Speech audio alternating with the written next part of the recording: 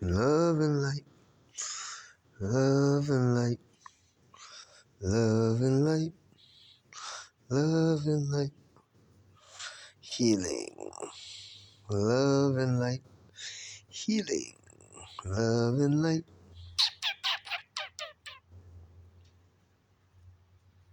This is the sweetest puppy dog in the whole wide world. That my girly girl? That my girly girl. Well, thank you. Welcome back, y'all. We're going to do some more reading from SAVITRI. Yeah, it is my belly. Taking up where we left off. Yeah, piggy snort, snort, snort. Left off, Book 6, The Book of Fate, Canto 1, The Word of Fate. I wonder, y'all, what that word is. If you had to guess, what would it be? Y'all know what my guess is.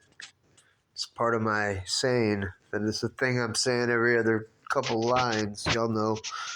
And it's not the light part or the all one. Be the love part. That's my guess. Anyways, let's get into it, y'all. See what it is. Thank you for joining me. Healing, love, and light, all one.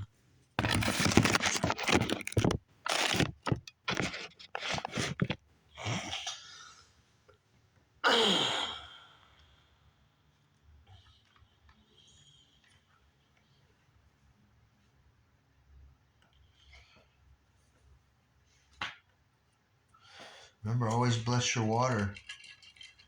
Healing, love, and light.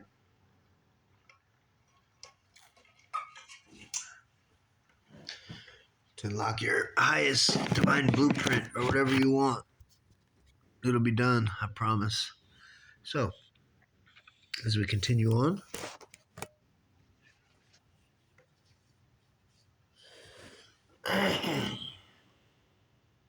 Canto 1, The Word of Fate. Oop, ba-doop, da-doop.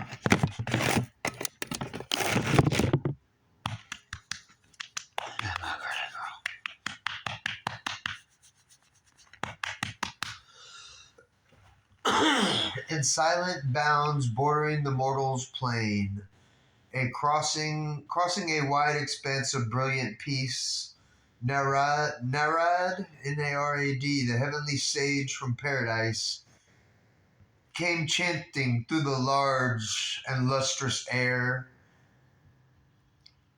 attracted by the golden summer earth that lay beneath him like a glowing bowl, tilted upon a table of the gods, turning as if moved round by an unseen hand to catch the warmth and blaze of a small sun. He passed from the immortal's happy paths to a world of toil and quest and grief and hope, to these rooms of the seesaw game of death and life, across an intangible border of soul space. He passed from mind into material things. He, amid the inventions of the inconscient self and the workings of a blind somnambulous force. Oh, I like that word. Below him circling burned the myriad suns. He bore the ripples of the etheric sea. A primal air brought the first joy of touch. A secret spirit drew its mighty breath, contracting and expanding this huge world in its formidable circuit through the void. The secret might of the creative fire, love, in its essence. It's creative fire, spiritual fire. Displayed its triple power to build and form, its infinitesimal wave sparks weaving dance in nebulous units, grounding shape and mass, magic foundation and pattern of a world. Its radiance bursting into the light of stars, he felt the sap of life, the sap of death. Into solids matter's dense communion, plunging and its obscure oneness of forms. He shared with a dumb spirit identity, He beheld with cosmic being at his task. His eyes measured the spaces, gauged the depths.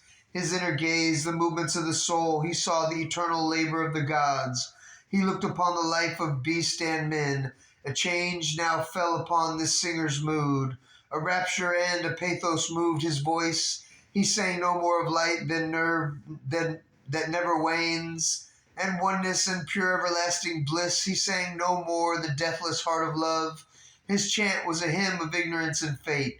He sang the name of Vishnu and the birth and joy and passion of the mystic world, and how the stars were made and life began, and the mute regions stirred with the throb of a soul. He sang the inconscient and its secret self, its power omnipotent, knowing not what it does, all shaping without will or thought or sense, its blinding, unerring occult mystery, its darkness yearning towards the eternal light, and love that broods within the dim abyss, and waits the answer of the human heart, and death that climbs to immortality. He sang of the truth that cries from night's blind deeps, and the mother wisdom hid in nature's breast, and the idea that wrought her dumbness works, and the miracle of her transforming hands, of the life that slumbers in the stone of the sun, and mind subliminal in mindless life.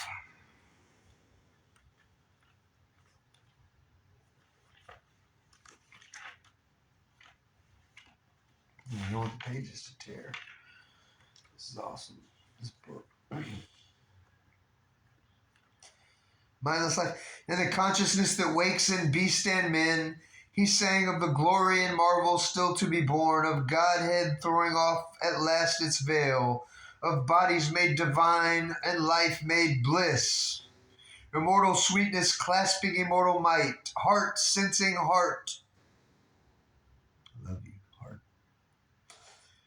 Though looking straight at thought and the delight when every barrier fails, and the transfiguration and the ecstasy, and as he sang, the demons wept with joy, foreseeing the end of their long, dreadful task, and the defeat for which they hoped in vain, and glad release from their self-chosen doom, and return into the one from whom they came.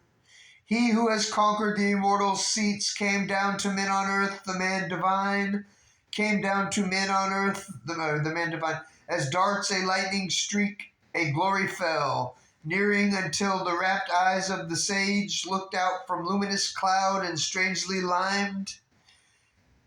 His face, a beautiful mask of antique joy, appearing in light, descended where arose King Aswapati's palace to the winds. And Madra, flowering up in delicate stone, there welcomed him to the sage and thoughtful king. At his side a creature beautiful, passionate, wise, aspiring like a sacrificial flame, skyward from its earth seat through luminous air, queen-browed, the human mother of Savitri. There, for an hour, untouched by the earth's siege, they ceased from common life and care and set inclining to the high and rhythmic voice, while in his measured chant the heavenly seer spoke of the toils of men and what the gods strive for on earth, and joy that throbs behind the marvel and mystery of pain. He sang to them of the lotus heart of love, with all its thousand luminous buds of truth, which quivering sleeps veiled by apparent things. It trembles at each touch, it strives to wake, and one day it shall hear a blissful voice, and in the garden of the spouse shall bloom. When she is seized by her discovered lord, a mighty shuddering coil of ecstasy crept through the deep heart of the universe. Out of her matter's support, her mind's dreams, she woke, she looked upon God's unveiled face. I'm going to stop there and go get some water. Man, this is heavy. Stopping on page 418, line 107. I'll be right back. Love y'all. Victory to the light. All one.